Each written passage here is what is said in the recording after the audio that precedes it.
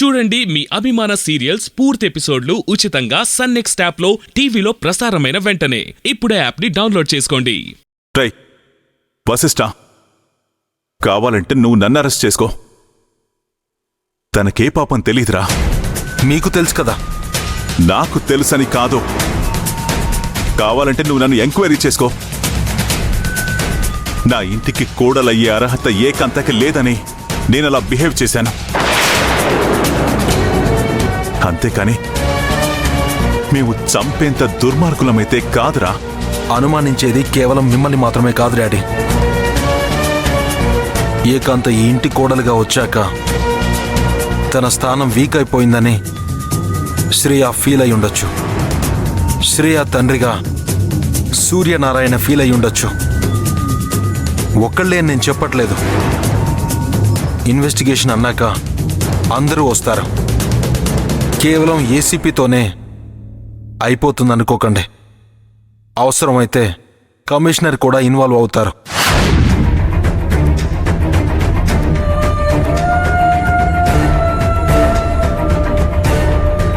Local పోలీస్తో అవ్వకపోతే CBI ఎంక్వైరీకి కూడా వెళ్ళే ఛాన్స్ ఉంది. అంత మేజర్ కేస్ అయ్యే అవకాశం ఉంది.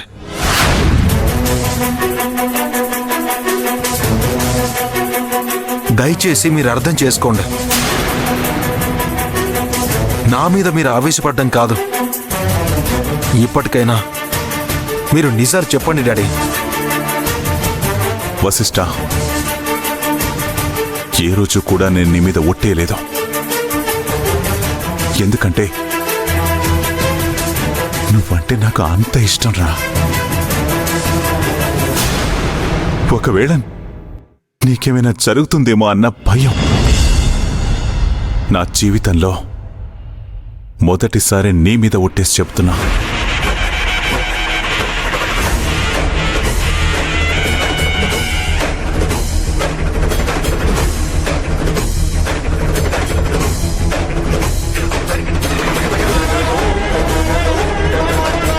నాకే పాపం తెలీదురా.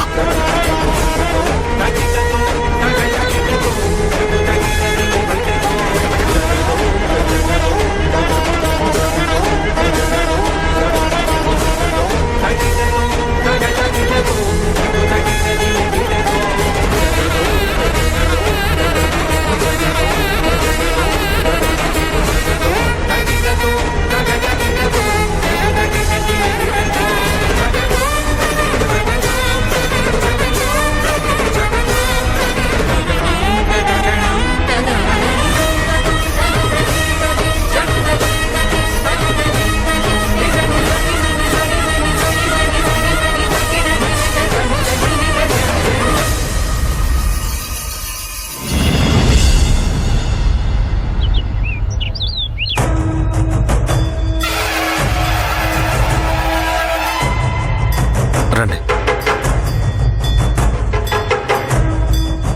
ఆంటీ. Hi aunty. ఏంటి బాబు ఉదయాన్నే వచ్చావు? మీతో కొంచెం మాట్లాడాలి. చెప్పు, ఏంటి విషయం? ఏం లేదంటీ, మీరు పెద్దగా కంగారు పడాల్సిన విషయం ఏం కాదు. మీ హెల్త్ కండిషన్ ఎలా ఉందో చెక్ చేయించడానికే. అదే బీపీ, షుగర్, హార్ట్ ఫంక్షనింగ్ లాంటివి. అందుకే మీ బ్లడ్ శాంపిల్ తీసుకుందామని వచ్చాను. ఇప్పుడు అది ఇంత పొద్దున్నే దేనికి? నాకేం అర్థం కావట్లేదు. అయినా నేను బానే ఉన్నాను కదా. మీరు పైకి బానే ఉండొచ్చు, కానీ వయసు రీత్యా ఏవో ఒకటి వస్తూనే ఉంటాయి.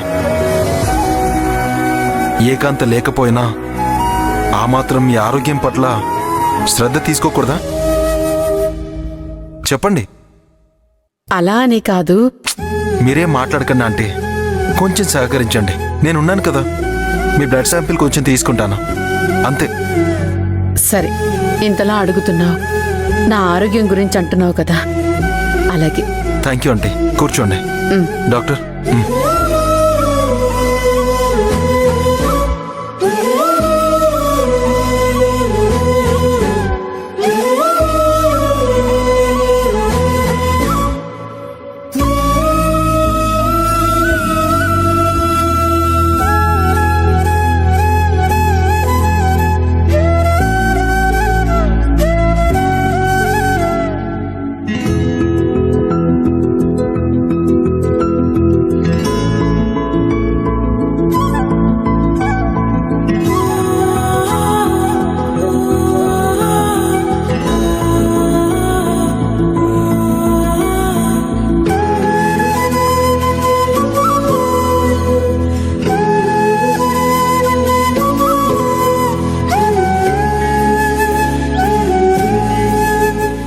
చేసి వస్తానంటే.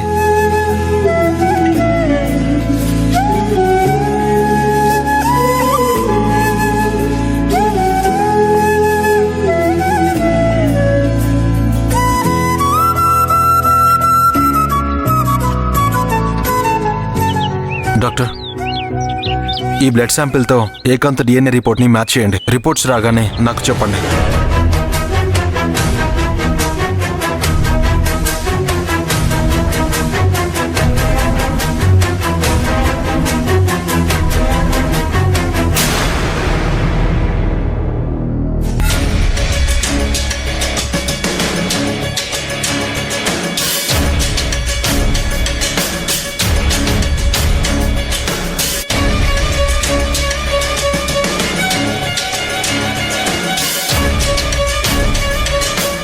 వశిష్ఠ, ఏంటంటే?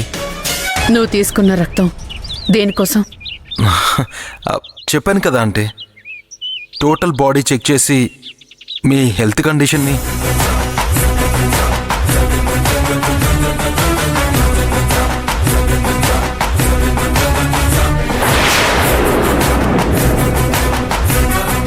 నా మీద ప్రమాణం చేసి చెప్పు. అంటే నువ్వు నా రక్తం తీసుకుంది నా ఆరోగ్యం గురించి కాదు, మరెందుకు తీసుకున్నావు? ఆంటీ, అది ఏకాంత కోసం అంటే. ఏకాంత కోసమా? ఏకాంత చనిపోయింది కదా. ఏకాంత చనిపోయింది, కానీ ఏకాంతకి సంబంధించిన నిజాలు చనిపోకూడదని. వశిష్ఠ, నా కూతురు ఎప్పుడో సమాధి అయిపోయింది. చనిపోయిన దాన్ని ప్రశాంతంగా ఉండనీయకుండా ఏంటిది? సమాధిలో ఉన్న ఏకాంతకి సంబంధించి సమాధి చేయబడ్డ నిజాల్ని వెలికి తీయడం కోసం నేను చేస్తున్న ప్రయత్నం అంటే ఇది. దయచేసి నన్ను అర్థం చేసుకోండి, ప్లీజ్ సహకరించండి. సరే, నువ్వింతగా నా కోసం, చనిపోయిన నా బిడ్డ కోసం ఆలోచిస్తున్నావు. నువ్వన్నట్లు నిజమే బయటికొచ్చి నా బిడ్డని బలి తీసుకున్న వాళ్ళకి శిక్ష పడితే నాకదే చాలు వశిష్ఠ. అది జరిగిన రోజు ఏకాంత ఆత్మ శాంతిస్తుంది, నాకు మనశ్శాంతి దొరుకుతుంది.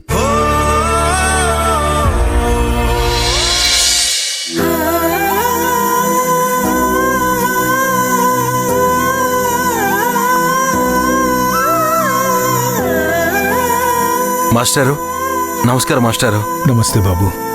రండి కూర్చోండి. ఏం తీసుకుంటారు? Coffee, tea, cool drink? నాకవేం వద్దు బాబు.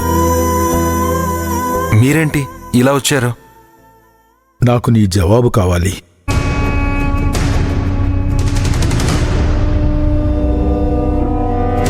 అదే వశిష్ఠ, నా కూతురు ఆశ్రిత గురించి మాట్లాడదామని వచ్చాను.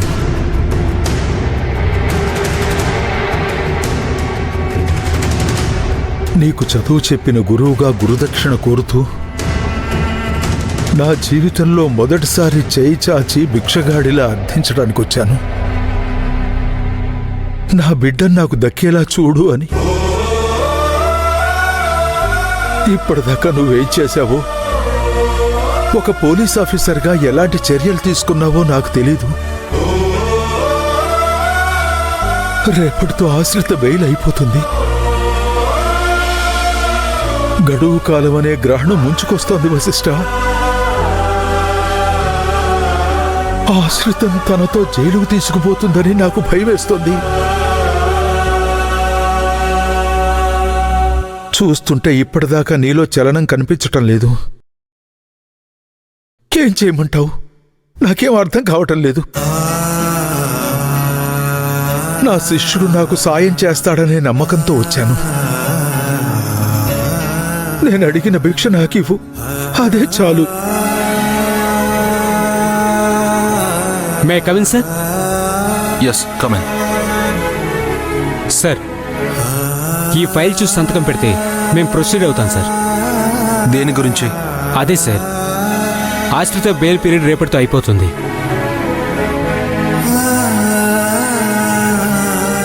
తనని అరెస్ట్ చేసి జైలుకి పంపాల్సి ఉంది. ఆ ప్రొసీడింగ్స్కి సంబంధించి మీ సిగ్నేచర్ కోసం వెయిట్ చేస్తున్నాం సార్.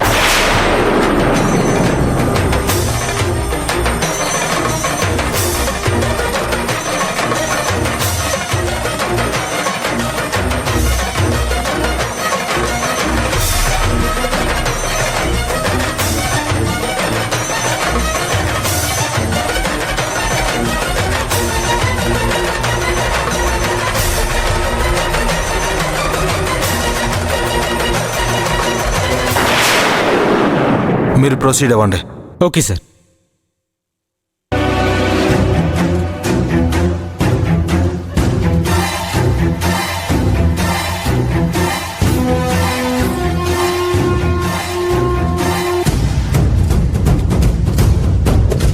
మాస్టర్,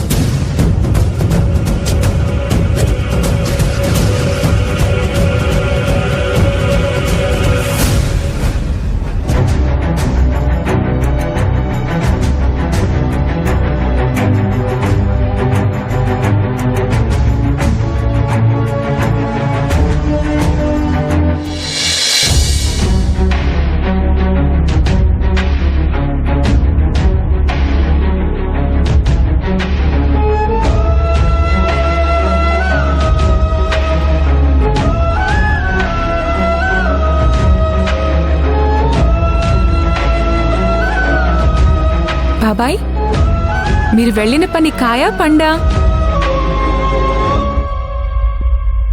ఏంటి బాబాయ్ అలా ఉన్నారు? వశిష్ఠ ఏమన్నాడు? ఏమంటాడమ్మా? నోరు తెరిచి నేను అడిగిన గురుదక్షిణ గట్టిగానే ముట్ట చెప్పాడు. అతను చెల్లించిన గురుదక్షిణ ఎంత బరువుగా ఉందంటే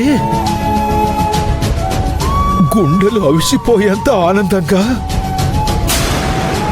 కన్నీరు ఆగనంత కమనీయంగా ఉంది. ఏంటి బాబాయ్ అలా మాట్లాడతారు? సిరికింజెప్పడు, శంకు చక్ర యుగముల్ చేదోయి సంధింపడు, ఏ పరివారంబుంజీరడు అభ్రకపతిం బంధింపడు. ఆకర్ణికాంతర ధన్విళ్లను చక్కనొక్కడు, వివాద ప్రోత్తిత శ్రీకుచో పరిచేలాంచలమైన వీడడు, గజ ప్రాణావనోత్సాహి అయి. ఏంటి బాబాయ్, ఏం జరిగింది అని అడుగుతుంటే గజేంద్ర మోక్షం పద్యం చదువుతావు? అమ్మ తులసి, గజేంద్రుని ప్రాణాలు కాపాడాలనే ఉత్సాహంతో నిండిపోయిన విష్ణుమూర్తి లక్ష్మీదేవికి చెప్పలేదు. శంకుచక్రాలను రెండు చేతుల్లోకి తీసుకోలేదు. సేవకులనెవ్వరినీ పిలవలేదు. గరుడ వాహనాన్ని సిద్ధపరచలేదు. చెవిదుద్దు వరకు జారిన జుట్టు చక్కదిద్దుకోలేదు. ప్రణయ కలహంలో ఎత్తిపట్టిన లక్ష్మీదేవి కొంగైనా వదల్లేదు. వచ్చేశాడమ్మా. ఎందుకో తెలుసా? మడుగులోని మొసలి నోటికి చిక్కిన గజేంద్రుని ప్రాణాలు కాపాడడానికి. ఎవరో చేసిన కుట్ర అనే మడుగులో, చెయ్యని నేరం అనే మొసలి నోట గజేంద్రుడిలా చిక్కిన నా కూతుర్ని కాపాడమని వేడుకుంటుంటే నా శిష్యుడు విష్ణుమూర్తిలా వచ్చి చెయ్యని నేరం అనే మొసలిని సంహరించి నా కూతుర్ని కాపాడుతాడు అని పిచ్చి భ్రమపడ్డానమ్మా. వశిష్ఠ సహాయం చేయనన్నాడా? చెయ్యనని మొహాన చెప్పకుండా నా ముందే నా కూతుర్ని అరెస్ట్ చేసి తీసుకెళ్లమని ఆదేశాలు జారీ చేస్తూ అరెస్ట్ వారెంట్ మీద సంతకం పెట్టాడమ్మా. ఎందుకు నన్ను అలా బాధపడుతున్నారు? ఇక్కడ ఒక రాజ్యాంగం ఉంది, ఒక చట్టం ఉంది. ఈ భయంకరమైన వలయంలో తను ఒక చిన్న అణువు మాత్రమే. తను మాత్రం ఏం చేయగలడు నాన్న?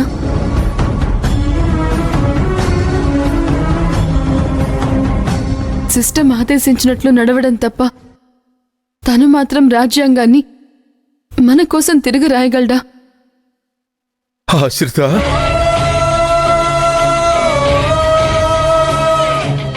నా శిక్షను తను మాత్రం ఎలా తప్పించగలడు నాన్న? నా మీదున్న ప్రేమతో, అభిమానంతో, నీ మీదున్న గౌరవంతో నా శిక్షను తప్పించాలని అతనికి ఉండొచ్చు. కానీ వశిష్ఠ పరిధులు దాటి పని చేయలేడు కదా నాన్న. మా నాన్న రాజారావు మాస్టర్ ప్రపంచాన్ని చదివిన మేధావి అని నేను అనుకుంటూ ఉంటే మీరిలా ఆలోచిస్తున్నారేంటి నాన్న? నాకు తెలియకుండా కొడుకు పోయాడు. అప్పుడు నేను వాడిని కాపాడుకునే అవకాశం దొరకలేదు. ఇప్పుడు నా కూతురు నాకు దూరం అవుతుంటే కనీసం తనని కాపాడుకోలేకపోతున్న చాతగాని తండ్రిలాగా. బాబాయ్, వద్దు నాన్న, మీరలా మాట్లాడకండి. మీరెప్పుడు మాకు ఉన్నతంగానే ఉంటారు. ఎలా జరగాల్సింది అలాగే జరుగుతుంది.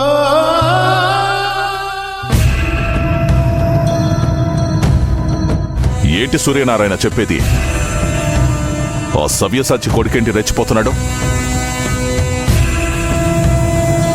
చచ్చిపోయిన ఏకాంతకి కడుపంటాడు, దాని చెల్లి కిడ్నాప్ అంటాడు, పాతిపెట్టిన శవాన్ని బయటికి తీస్తారంటాడు, కేసు రీఇన్వెస్టిగేషన్ అంటాడు.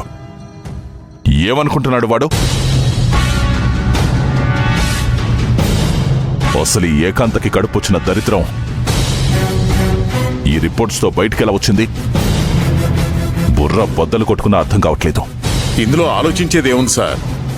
మాస్టర్ ప్లాన్ వేసి నేనే అలా రిపోర్ట్లో చెప్పించాను. ఏంటి మాస్టర్ ప్లానా? ఎవరిని ఇరికించడానికి? నన్ను ఇరికించడానికేనా? అబ్బా, అది కాదు సార్. వాడితో కాపురం చేసిన ఏకాంతకి కడుపొచ్చింది అంటే దాని ఇంపాక్ట్ ఇంకోలా ఉంటుంది కదా. నీ బొంత!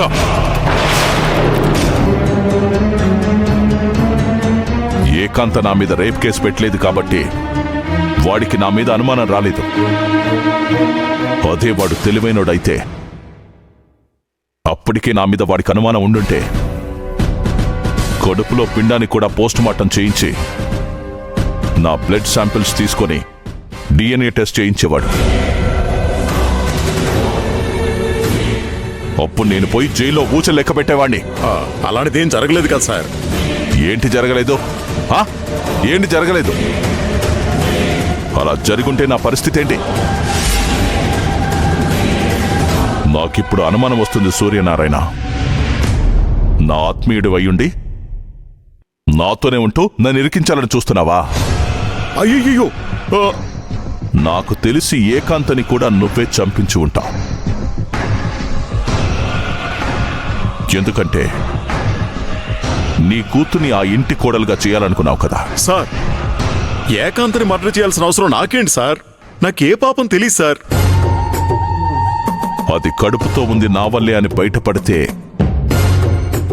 నేను సంపాదించిన పరువు ప్రతిష్టలు మొత్తం గాల్లో కలిసిపోతాయి. చూడు, వశిష్ఠ దగ్గర నుంచి ఆ ఎవిడెన్స్ మాయం చేసే పనిలో ఉండు.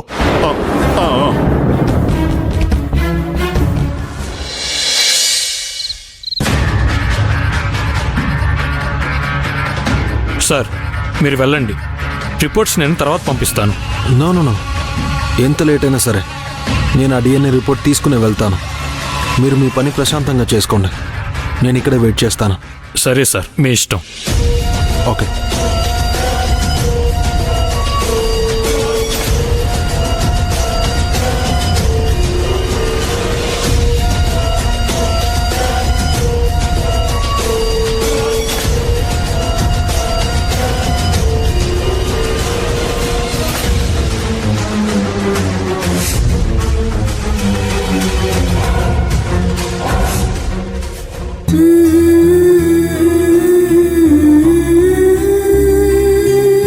ఏంటి మీ పరిస్థితి? భోంచేయరా?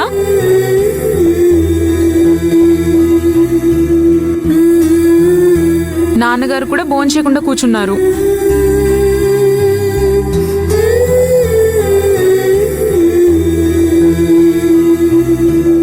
నానా భోంచేద్దు రండి.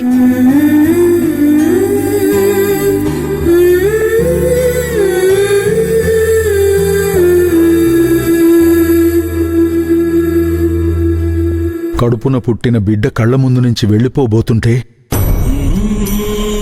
కడుపు ఎలా నింపుకోగలమ్మా? నాన్నా దానికే ఇంత బాధపడుతున్నారా? ఏం మాట్లాడుతున్నావు అమ్మా నువ్వు? ఇది చిన్న విషయమా? మీరు పస్తులుండటం వల్ల నేను జైలుకి వెళ్ళడం ఆగిపోతుందా నాన్న? ఆగిపోతుగా. అది విధి రాత. కాసేపు ఆ రాతని పక్కన పెడితే వెళ్లే ముందు నేను సంతృప్తిగా వెళ్ళాలనుకుంటున్నాను. నన్ను మీరు సంతృప్తిగా పంపించురా? ఏం చేయమంటావో చెప్పమ్మా. మీరు భోంచేయండి నాన్న. మీ చేత్తో నేను భోంచేయాలనుకుంటున్నాను. నాకు అన్నం ముద్దలు కలిపెట్టరు? అమ్మా హస్రిత,